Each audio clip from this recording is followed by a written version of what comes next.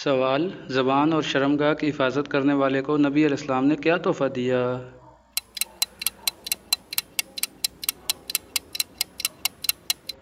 جواب: جنت کی بشارت دی گئی ہے۔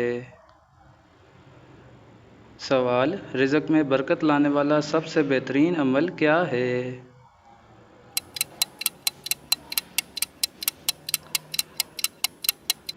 جواب: اپنے والدین کی خدمت کرنے کا عمل۔ سوال: کون سا عمل شیطان کو دور بھگانے میں مدد دیتا ہے؟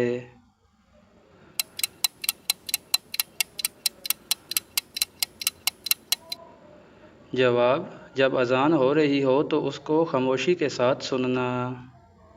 سوال: جھوٹ اور بددیانتی کے دنیاوی نقصانات کیا کیا ہیں؟